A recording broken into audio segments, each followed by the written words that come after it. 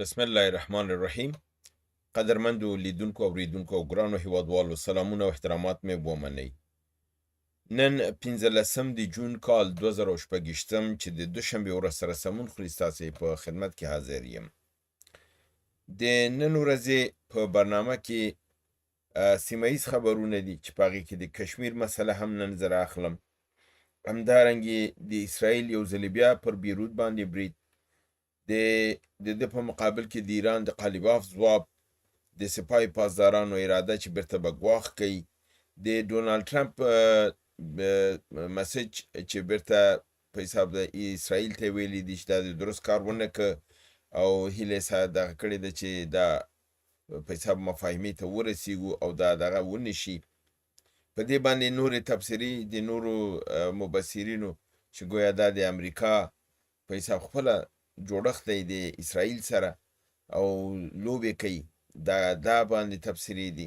همدارنګې د مارکو روبیو خبرې د جی شنکر د هندوستان سره، او په آخر کې د مهم خبر د نن ورځې چې دغه نن سهار وختي د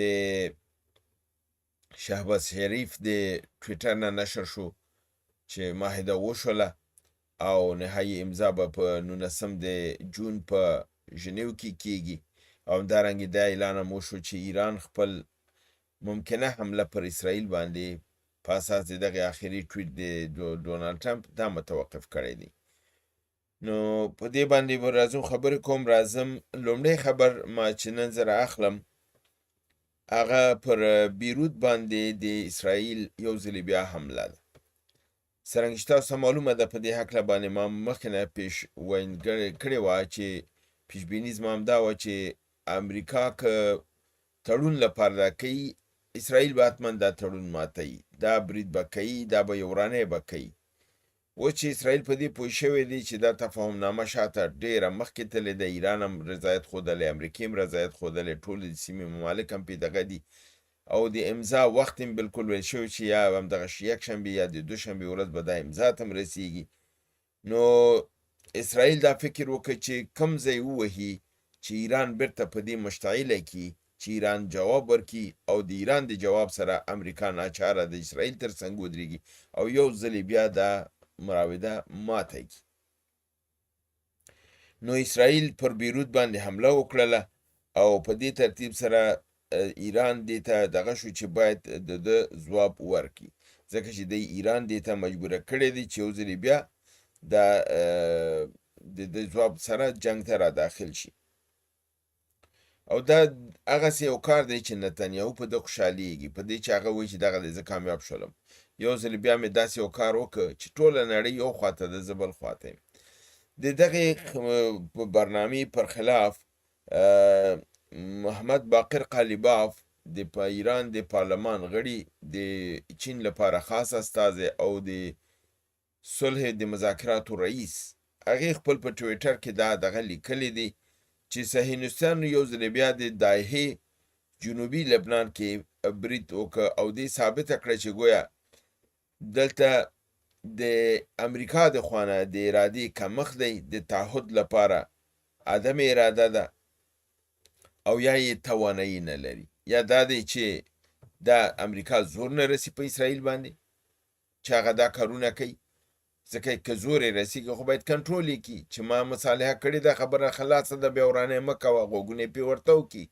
او که دا کار نه کوي معنی یې دا ده چې اراده او تعهد یې کلک نه دی او شاته کم سازش دی لري. دا ادعا کوي چې د سیند څراغ یې اسرائیل ته ښودلی دی چې اسرائیل دا کار کړی دی، ځکه چې امریکا غواړي په داسې کارونو سره د میز د مذاکرات باندې زیات امتیازات واخلي. ځکه څنګه چې تاسو معلومه ده دغه کومې ناستې چې تراوسه شوي دي دکې د ایران لاس بره دی، د ایران امتیازات زیات دي، امریکا صرف د دې نه د وتلو لاره کده کوله، خو په داسې یو کار سره غواړي چې پر ایران باندې داسې فشار راولي چې ایران مجبوره شي جنگ ته راشي او امریکا په هغه کې نور امتیازات ترلاسه کړي.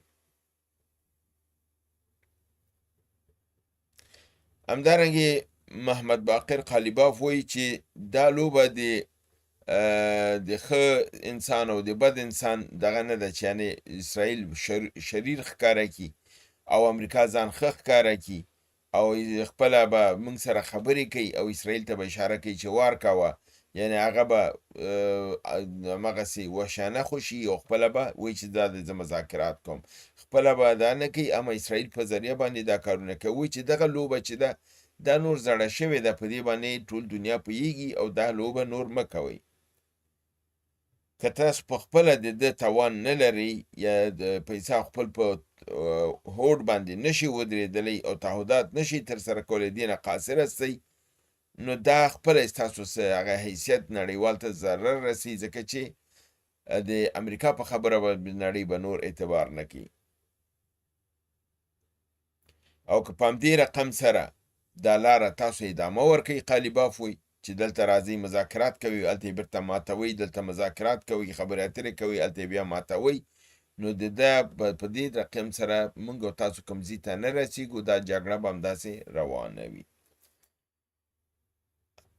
همدارنګې سپاه پاسداران د انقلاب په یو پیام کې خپل ویلي چې د اسرائیل برید پر بیروت باندې بې ځوابه به نه پاتې کیږي او په مناسب فرصت سره به موږ په دې باندې برید کوو او دا د ده غږ به اخلو. د دې ټویټ په مقابل کې ډونالد ټرمپ یو خپل په سوشال کې یا سوشل ټروت کې دا دغه لیکلی دی چې د نن ورځې حمله پر بیروت باندې باید نه وای شوی، دا مناسب کار نه و، ځکه چې دا یو خاصه ورځ وه. خاصه ورځ په دې وه چې یو دغه د زیږدون ورځ وه او بله ورځ د خاص هغه لپاره دا وه چې دی ویل دا معاهده به امضا کېږي او موږ به د اوربن خواته ځو. دا موږ معامله وایي د ایران سره نږدې شوې وه. اسرائیل درسته دی چې خپل د دفاع حق لري که چېرته تجاوز پرې وشي، خو دی وایي چې دلته خو په اسرائیل باندې چې کوم اسرائیل ادعا کوي چې پرې برید شوی و، دا خو ډېره وړوکې واقعه وه او په دې واقعه کې نه څوک زخمي شوی دی، نه ژوبل شوی دی او نه څوک مړ شوی دی. نو د داسې یو وړوکې مسلې لپاره یو داسې یو لویه مسله چې د نړۍ صلح او امنیت پکې تړلی دی، ډونالد ټرمپ وایي چې ده باید دا کار نه وای کړی او دا برید یې باید نه وای کړی، دا برید نامناسبه دی او دا زموږ د صلح او د نړۍ صلح ته صدمه رسوي. او دی ویلی دی چې دغه بریدونه چې دي په شمول د لبنان باید بند کړلی شي. یعنی ډونالد ټرمپ دا خبره تاییدوي چې په اوربن کې لبنان شامل دی او اسرائیل ته وایي چې ته باید نه تنها چې په بیروت بلکې په ټول لبنان په هر ځای کې چې ته دا بریدونه دي دا نور بند که. او په عین حال کې په حزب الله باندې هم غږ کړی دی او په نورو ډلو باندې چې تاسو هم خپل بریدونه په اسرائیل باندې متوقف کړئ تر څو موږ د مصالحه یو ځای ته ورسیږي. او کېدای شي دا د یو ښکلي او د دوامداره یعنې اوږدمهاله د صلح لپاره یو لاره اوسي او دا وی په د باد ته یې مه ورکوئ چې درنه همداسې ویسي، په باد یې مه ورکوئ. نو دا پرېږدئ چې موږ دا صلح یو ځای ته ورسوو، کامیابه یې کړو او د ده په سر باندې یعنې نړۍ د منجلاب نه وباسو. همدارنګې مارکو روبیو د جي شنکر د هندوستان د وزیر خارجه سره خبرې کړي دي او وزیر خارجه د هندوستان جي شنکر ورته د هغې د کښتۍ په وهلو باندې احتجاج کړی دی چې دا تاسو درست کار نه دی کړی. د هغې په ځواب کې مارکو روبیو ورته ویلي دي چې تاسو ولې زموږ د اجازې نه بغیر د تنګي هرمز نه د ایران پټرول وباسئ او وړئ، نو کله تاسو دا کار کوئ په تاسو باندې به برید کېږي. نو دا خبره ثابتوي لکه څنګه چې ما پرون برنامه کې تاسو ته ویلي و، بعضې دوستانو لیکلي و چې نه زما موقف سم نه دی، ځکه چې ما ویلي دا کار امریکا کړی دی، ځکه ډونالد ټرمپ خپل په ټویټ کې لیکلي چې دا کار ایران کړی دی. ما ویل چې نه دا ایران نه دی کړی، امریکې کړی دی. او بعض دوستان لیکلي چې ته ولې د ایران دفاع کوي، دا خو ایران کړی دی. دا د خپله هندوستان جي شنکر امریکا ته وزیر خارجه ته وایي دا برید تاسو کړی دی، دا هم سم کار نه دی کړی. نو هندوستان په دې متیقن دی چې دا برید امریکې کړی دی، ایران نه دی کړی. او همدې لپاره بیا مارکو روبیو ورته وایي چې تاسو او دا خبر څوک ورکوي، دا انډیا ټوډی دا خبر ورکوي. نو خبر بالکل ثقه‌ای دی، موثق دی او دوی وایي چې د دوی ترمنځ خبرې شوي دي او دکې دی ترېنه ګیله کړې ده، احتجاج یې کړی دی. او مارکو روبیو ورته دا ویلي دي چې هر څوک زمونږ قواعد او اصول مات کړي د هغه سره همدا سلوک کېږي. یعنې هندوستان ته وایي تاسو سره هم چې کړي دي بلکل څه کار هم کړی دی.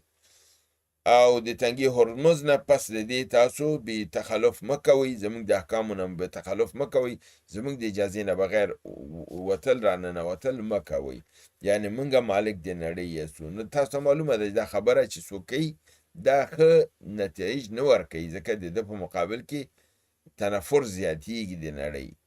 امریکا خو د چا باداره نه ده که نه، نه څوک په بادارۍ مني. خپل سیمه کې د اوسه په امریکې کې هملته به یې دا داسې مخسته نه ده. بیا دغسې کار چې کوي بیا ستا په مقابل کې به خلک ودرېږي او تا به وهي او سر به درته ماتوي چې تر هغه د یادي چې بیا د هیر نه شي. همدارنګې برکس نیوز یو خبر ورکړی دی. دا برکس نیوز هم ورکړی، ډېرو رسنیو ورکړه. تاسو معلومه ده چې د افغانستان رسنیو هم دغه چې نړیواله سطح دي او بهرنیو، چې د نن سهار یعنې د دوشنبې سهار ناوخته د پاکستان صدر اعظم شهباز شریف خپل په ټویټ کې ولیکل چې موږ د صلح معاهدې ته ورسېدلو او دا په حساب امضا شوله. دا چې څه رقم امضا کړې ده، چېرته امضا کړې دی نه دي ویلي، خو د ده رسمي امضا کولو تاریخ یې ویلی چې 19 تاریخ په سویټزرلینډ کې په د جون په 19 جمعې په ورځ سویټزرلینډ کې به کېږي. او د همدې په اساس باندې ویلی دي چې چون دا سولې ته رسېدلي دي او ټول طرفو دا تعهد کړی چې نور په یو په بل باندې برید نه کوي، حملې به نه کوي، دا ټول متوقف شوي دي.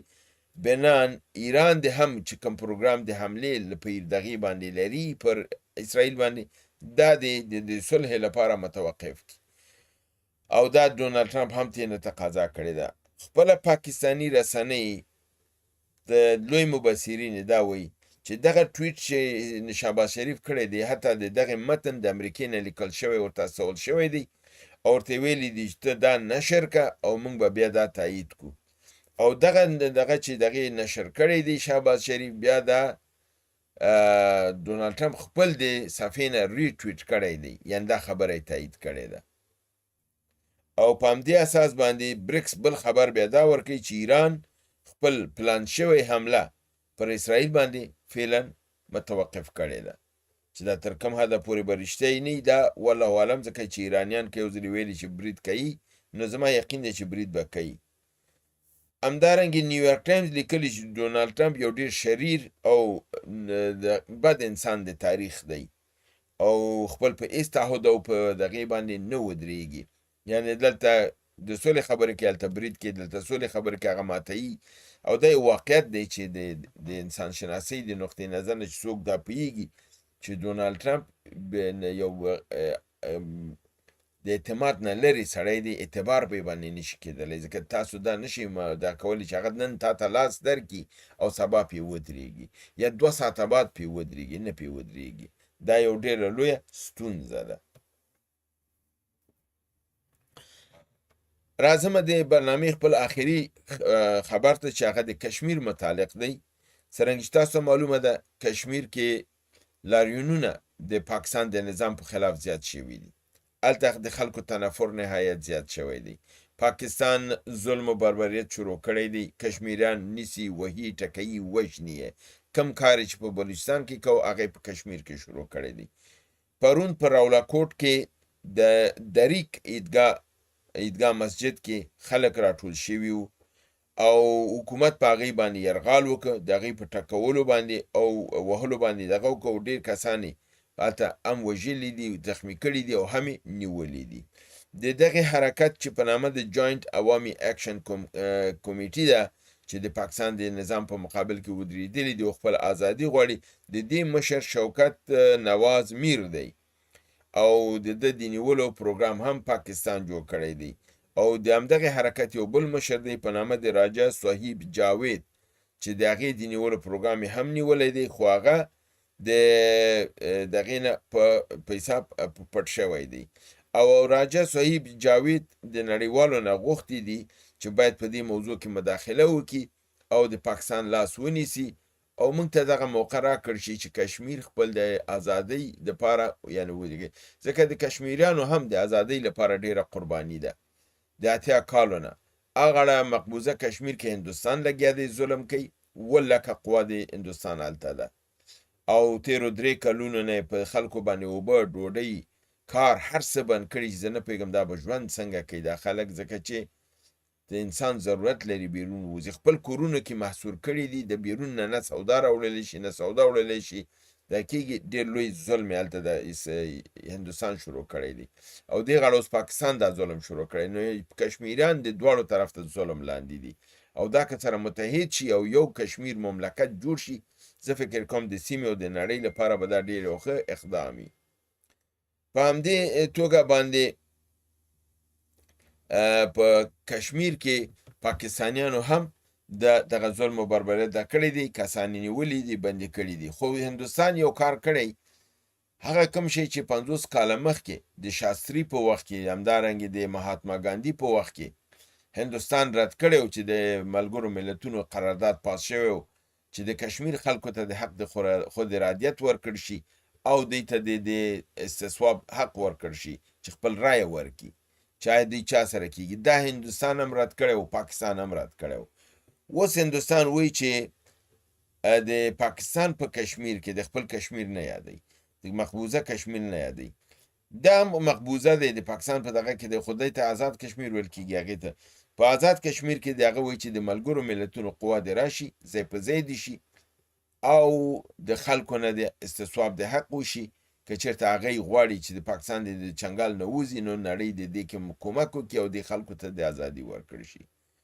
نو په دې توګه باندې څرنګه چې ما پخوا به تاسو ویلي چې په پاکستان کې تنها بلوچستان، خیبر پختونخوا نه ده، کشمیر هم دی او دغه د اوس تاسو ګورئ چې د نړۍ په سطحه دا موضوع دغه ده چې کشمیریان هم لکه بلوچانو غوندې خپل ازادي غواړي او انشاءالله دا حرکتونه قوت کې دي. پاکستان دوی سره زور نه رسیږي، دا به پاکستان به ناکامیږي او د ازادیګانې به ترلاسه کیږي. په همدې امید چې زه یو لوی افغانستان وګورو. تاسو په لوی پروردګار سپارم. وما علینا الا البلاغ.